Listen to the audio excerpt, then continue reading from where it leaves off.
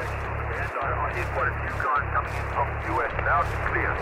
So you, I think, dominate a lot. But anyway, I won't hold you. Welcome back to EmComm Solutions. My name's Jake, and we're going to have a fun video. We're going to talk about a build list for building a fixed or solar Meshtastic node. But I'm also going to help kind of just identify some of the items, the names and products that you use, because if you've been into this space for a long time, you take it for granted. You might already know this stuff. Maybe you're an amateur radio operator, or you work in some sort of professional field where you're exposed to things like SMA connectors and stuff like that. So when someone says that, you know immediately what they're talking about. Well, guess what? Not everybody is, and we have new people joining the Meshtastic movement every day and want to learn more and get overwhelmed pretty quickly. So if you're one of those individuals, or you just want to learn a little bit more, this might be the exact video for you. So to give you a brief overview, we're going to talk about different types of enclosures, kind of your off-the-shelf ones that are designed directly for Meshtastic devices. We're going to talk about cables, coax, and connectors, antennas. Briefly, I will link down below my antenna video, just as a good place to get started. Now, when you're building fixed nodes, a lot of times you want some different types of antennas, of course, outdoor antennas, but then maybe a Yagi, a directional type antenna, instead of your omnidirectional, which is basically broadcasts everywhere, right?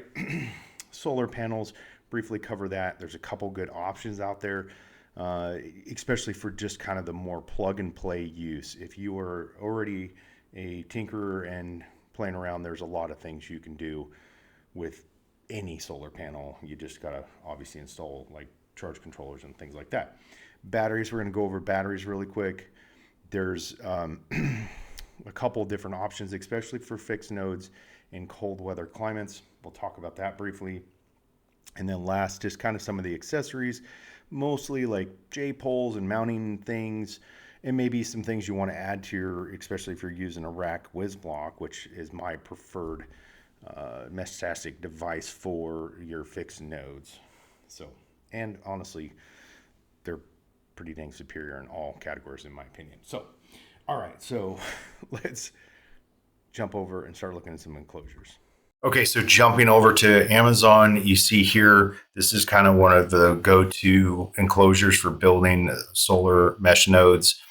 And this one is very similar, if it's not the exact same one that the comms channel builds. I'll link his video down below for that, so you guys can use that as a reference if you're looking for like build instructions. He also makes some accessories for these enclosures that I believe he sells on an Etsy store. Once you go over there, you'll see all the links. Check it out. It's definitely worth your time. So one note before I go too much further into this, obviously you're going to need some tools. We can do a tool list video later if that's something people are interested in. But these junction boxes or these enclosures can be found in a lot of different locations. If you don't want to order from Amazon or whatever, a lot of times you can find them at your local like hardware, Home Depots, Lowe's, those type of things, because they're like waterproof electrical boxes. So if you just go into the electrical section, a lot of times you'll find that type of stuff. However, a lot of times they're pretty expensive, and something like this is pretty nice because it has the latches and hinges versus a lot of those are like 4 screws in the corner. So every time you need to access it, you need to get out a screwdriver and remove all the screws just to get inside the box, maybe inspect it or update the firmware on your whiz block. So that's why these are so popular. So one of the things you can do always on Amazon, a lot of times, and maybe it's because of my search history, but it's going to show you a lot of the other things that look frequently bought together. Go figure. The SoShine panel, that's the build that the comms channel talks about, where he attaches it actually to the box, and a pole bracket. And we'll talk about some other brackets in the accessory part here, but let's go over to racks, outdoor enclosures. Here's some other options for if you don't want to mess around a lot with, tinkering or whatnot, and you're looking for some direct bolt-in setups, I have a video over at my Ravenwood Acres channel that talks about that unified enclosure, the solar one. It comes with those accessories you see there, and then you mount your whiz block in there. The antenna's built into that panel, and I didn't get the greatest performance out of it. I did some modifications, put an external antenna on it. The solar panel is not great. Doesn't produce a whole lot of power. So if you're in an area that doesn't get a lot of sun, it's probably not going to keep your battery topped off. But they have several different types of enclosures. This one's kind of cool. The B4 box or outdoor enclosure, because it already has the ports that are got the gaskets on them. So it makes it nice if you set the whiz block up in there correctly, you might be able to open those up and just connect to the USB if you need to update firmware or something like that without having to actually open the box, or charge it back up because the solar panel failed to keep the battery charged. Like I said, there's kind of nice to have those access features. Okay, so that pretty much covers the enclosures. We don't have to go too in depth with that because I feel like they're not. It's pretty cut and dry. It's depending on what level of fabricating or tinkering you want to do, you can pick pretty much anything that's waterproof and make it work. So you can find something around your house over there. So if you're looking to do a budget build, there's other possibilities. So next is cables, right? Connectors and cables. So this is an example of a typical SMA coax cable you're going to see. And on one end, it has a bulkhead connector right there. And we'll go in and look at these on, let's see, I'm on batteries right now, but Rockland site. So what you're looking for is a bulkhead style connector, typically if you're doing an enclosure build, because you need to penetrate the box somehow, unless it already has pre-drilled holes. And then you need a connector that's going to go through that. Now, this type of connector, notice you don't see anything about waterproof or anything like that in there. So it is not. So it will not seal. You could put some silicone on it when you're installing it, and it may seal. But depending on how much risk you want to take, you may not want to take that route. This is great if you're building an indoor enclosure. So what you're really looking for now, I don't think they have. I'll have to hop over to Amazon, but if you're depending on what type of antenna you're using, if you're using an N type, notice right here it says ULF or IPEX. I usually just say IPEX because it's kind of the easiest way to say it. That's this little connector down here that connects to the board on your whiz blocks. So that goes to an N type. The N type is the chrome part you see here. And notice that orange thing, that's your little O-ring, that's your seal. So that's a waterproof bulkhead connector with the pigtail. The biggest trick usually when finding these is finding them that don't have super long pigtails. Like these, the overall length is 12 inches. That's, for a lot of your enclosures, that's huge. So you can find some, that's a completely different type there. Interesting. But have on Amazon, go back over here, and like this one you see here is 6 inches, so that's a little better, and it's in essence the same connector. So the shorter coax the better. If you have to make longer runs, Rockland makes some low loss coax cables, like 3-foot one. If you're going much more than that, you're probably going to have some performance issues because the high frequency, there's going to be a lot of line loss. There's going to be a lot of loss through that coaxial cable, even with a low loss. I haven't tried it yet. I do have some at home, and I might try it when I get back to the US, just kind of do an actual field test and see how it works. Because the numbers, if people start doing calculations, they're going to tell you for sure you're going to have very reduced performance. Sometimes, though, when you get out and do an actual field test, you find out, maybe those aren't as bad. Okay, connectors. Okay, so let's touch on some different types of connectors, right? This, like I said, the little IPEX, as I mentioned, if you're using an SMA, I'll get to this one. This one right here, notice it has that gasket. Once again, this is considered a waterproof bulkhead connector. The SMA, you're going to be looking for your standard, the female plug, because your male, if you're using an SMA style antenna, like one of these, this is the TE connectivity type. And I will put a link to my antenna video down below. So if you want to learn more about antennas and kind of picking antennas, this right here is a male, standard male SMA. So you need obviously the female for your bulkhead connector.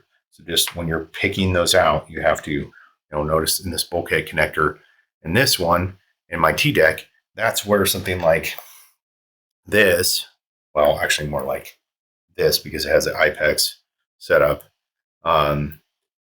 is going to go through here. And then you have your jam nut that comes in on the other side with your lock washers. So that's what you're looking for. If you are doing an N-type, we'll talk when we get to antennas, which is next. You're gonna be looking for the same thing. Your bulkhead connector is going to be a female. In most cases, they do make some N-type antennas that have a female connector on them, which, well, I kind of understand why, because they're meant to go through a bracket. But let's go into that. All right, back to Rockland, and we're going to go to antennas because that's next, and then we're going to be looking for. Shoot, I meant to go LoRa antennas. And these are the types. So right here is I have one that's either this exact one or very similar. Not that exact one actually. That one has the female type connector, but see why it does. Let's look at it real quick. Why it does it? Because it's meant to go through here, and then the coax threads in on the other end. So make sure you look at that before you order, or you're going to be like trying to find adapter fittings and be frustrated. So like these type right here, they're getting longer and longer. Seems like, I just don't know if you're getting a huge benefit out of a 50-foot antenna, but maybe. I haven't tried these ones. Like the ones I have at the house are like, I think one's like 8 and the other one's like 12 or something like that. But this one, notice the connector, right? That's a male connector, and it's going to go onto the bulkhead female connector. So that's what you're going to be looking for. One of the more popular ones, I think made popular by the comms channel, is this one, the Alpha Network. Oops, sorry, not that one. Where did it go? Oh, right here. This one right here is pretty popular on builds. The nice thing is they're low profile. So if you're not looking to draw a lot of attention, maybe you live in an HOA, an apartment, you don't want people like asking you what this random thing is. This might draw a little less attention on your enclosure, because you can mount it right to the enclosure with that female style bulkhead connector. So it's going to be low profile, sit right there. Everything's all in one space. So that makes it nice. So obviously there's a lot of different types of antennas. One thing you might want to consider when you're building a fixed node is looking for a Yagi, because maybe you're trying to reach a certain area, and this is a directional type of antenna, right? Versus your omnidirectional, which is all your others, or most of your other styles there. Obviously, you're going to pay a little bit more money, but Alpha Networks makes good quality products, so you're most likely going to get a good performing antenna. I'm not telling you will. I don't own this antenna, so I can't claim that it works outstanding. But YouTube being the wonderful place it is, I'm sure you can find somebody that owns this and find some good reviews. I mean, there might even be some on here, but so there's mounting instructions for that too. You're going to need a separate mounting, or you're going to want a pole style mount. These have brackets on them that you can use to mount to a pole, unless you're fabricating your own style mount. All right, so enough about antennas. We'll just briefly talk solar panels because this is a newer one that I've seen people start using, and I think I'm going to start using them on any of my future projects for one reason only, is they incorporate the mounting setup. Because if you get the So Shines, which I have lots of them, in fact, there's one sitting on the shelf back here. They're 6 watt, 5 volt. Key thing is 5 volt. If you are a tinkerer and you know how to, you don't mind using a normal solar panel that's usually producing 12 volts or more and having, charge controllers and step downs and things like that, your enclosure might need to be a little bigger. You start going that route. But if that's something you're into, then you're probably not watching this video. But anyways, this thing is pretty cool because it has that adjustable bracket already built in. You can see here how it's mounted to the side of the building. Perfect. And then you can have it offset from a little bit from your node, your enclosure, so that you can get it maybe in the right spot. Like if you have your node mounted to the eve of your house or something like that, this might be a better option for you. So instead of the all-in-one thing, we'll go back. I'll show you the show shine right here. Once again, note the USB panel, 5 volt, 6 watts, high performance. These work great. I own multiple of these. They work awesome. They have both that. They have that USB the old style USB connector, or they also have a barrel connector on the back. They work good. And you can it looks like you can daisy chain them. Cool. But anyways, that is a great option for you for panels. So what do we have next? Batteries, and what a better place to get batteries. Yes, you can get them off of Amazon if you know exactly what you're looking for.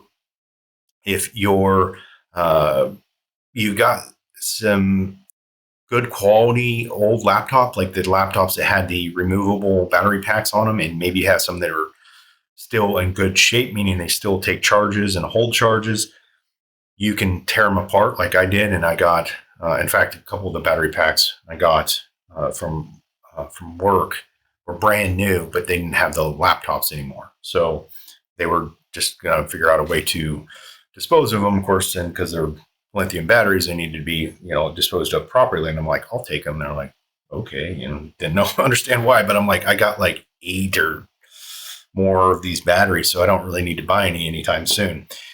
If you do need to buy them, buy a reputable brand, in my humble opinion, like the ones here, the Sanyo ones. And note there's 2 different types of the 18650 batteries, which have the flush ends on them. Those work better in the mounts, typically on your LilyGo T-beams and the cradles. Typically you buy that for projects, the battery holders. So the next type of battery, which is used in a lot of things like this T-deck, which obviously I could fit a bigger one than that 1100 in there. I need to get a bigger one for there. But, or your T-Echo has that style battery. A lot of times people use this style of battery, the lithium polymer flat batteries. They usually use them in the some of your WizBlock builds too, and they like their enclosures. So if you go over here, key thing you're looking for is the connector type. Now this can be changed if you can buy those little pigtails here, with the red and the black wire. And this connector right here, this white connector, that is what they are referring to when they say micro JST 1.25. That's exactly the same one that's here on my T-deck. But if you're using a WizBlock, you want the 2.0 JST connector, which is a little bit larger. But you can change those. Like I said, I'll go there, and that way you guys can see what I'm talking about. There, oh, there's so here's one right here. This 3001 that has the 2.0. It's a larger connector. It's just a little bit bigger, but you can tell the difference. So when you're looking at them. Okay. Let's see, do they have the cables in here? I don't see them. So something real quick, jumping back to cables, just because I ended up here. On Rockland, they have a wonderful visual depiction of the different types of connectors, the male, female of the N-type, November type connectors.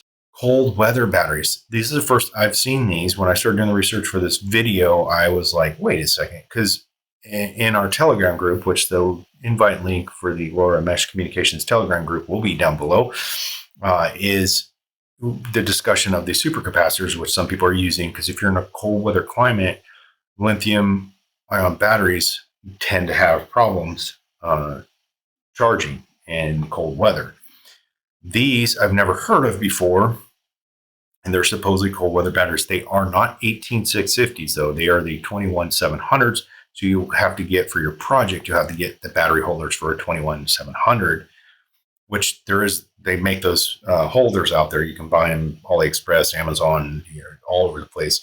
And there's even people that have modified their T-beams to take that larger battery, because look, it has 400 or 4,200 milliamp or 4,200 milliamp hours of life or capacity. And at 2 packs, $14.97 is a pretty good deal. I have not tested these. I definitely will be testing these. So pretty interesting to see how well they perform in colder weather. Of course, I won't be able to test that out until the winter, but we'll see. Made in Taiwan. Interesting. Yeah, they don't really explain the technology on there. I'll have to do some more research on that. So there are some options for batteries. And next, we're going to talk, because we're going to talk solar panels. We're just going to talk accessories really quick. Okay, so these mounting brackets are pretty good. There's a couple different other ones I'll show you. But if you notice on these, and you don't have to get them in the 2-pack, that's just what shows up first. But if you look down here, you can get a single.